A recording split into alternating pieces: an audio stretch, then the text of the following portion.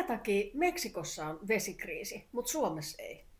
Suurin osa maapallon makeasta vedestä ei ole joissa ja järvissä, vaan se on maan alla, pohjavetenä.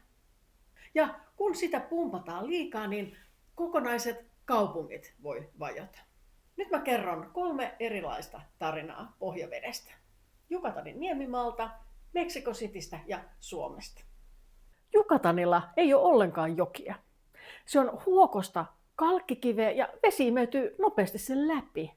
Eli ne vesistöt on muodostunut sinne maan alle. Ja se virtaava pohjavesi on liuottanut luolia tähän karstimaahan. Meksikossa näitä luolia kutsutaan cenoteiksi ja ne on turistinähtävyys, turistit käy niissä uimassa. Yucatan on niemimaa Meksikon eteläosassa. Se on valtavan suosittu lomakohde. Näitä cenoteja on löydetty Yucatanilta jo 3000 kappaletta.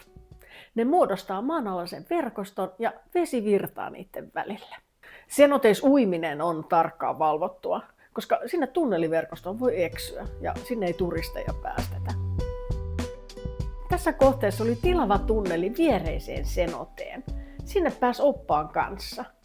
Tämä tunneli oli 50 metriä pitkä.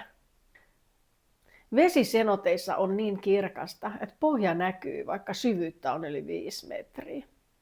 Jos sun tontilta sattuu löytyä cenote, niin se on kuin lottovoitto. Niin kävi nimittäin tämän kohteen omistajalle.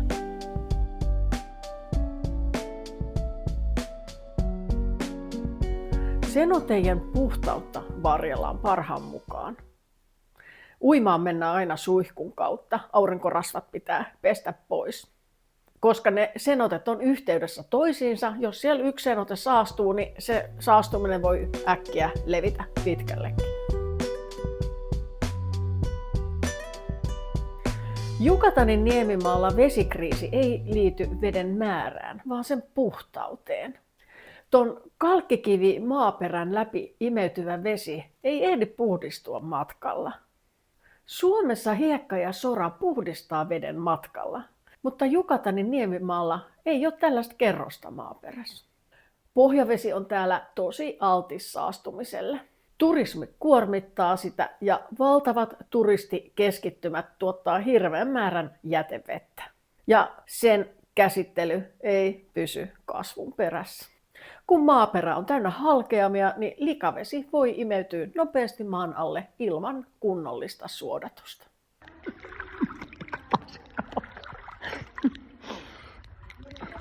No, entäs jos vesi ei vaan saastu? Entäs jos se pumpataan kokonaan pois?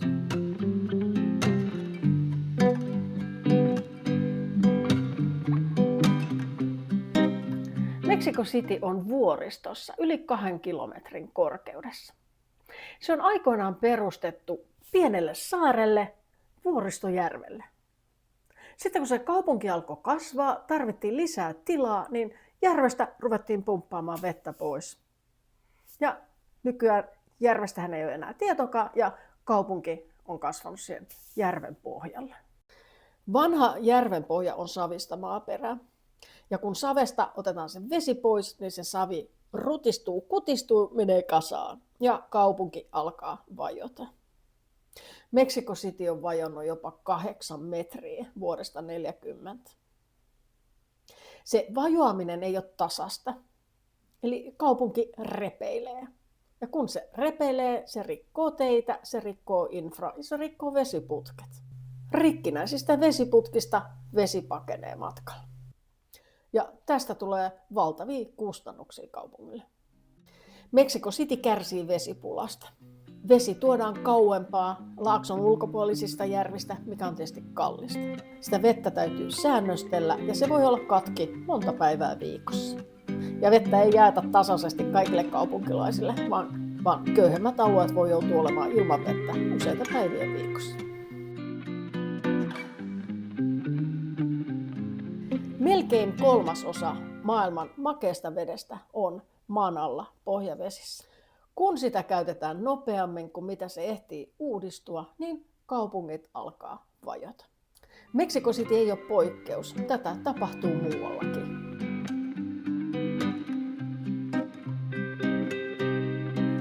USA:n tasangoilla on sama juttu. Valtavat alueet tasankoa on muutettu peltoalueeksi, ruvettu viljelemään ja kun isoja viljelmiä on kasteltu pohjavedellä, se pohjavesi on huvennut, eikä uutta ole ehtinyt muodostua. Eli maa vajoaa myös keskilännessä. Ja Kaliforniassa tehokas kasteluviljely on pumpannut pohjavettä vuosikymmeniä. Kaliforniassakin on alueita, jossa maa on vajonnut metrejä.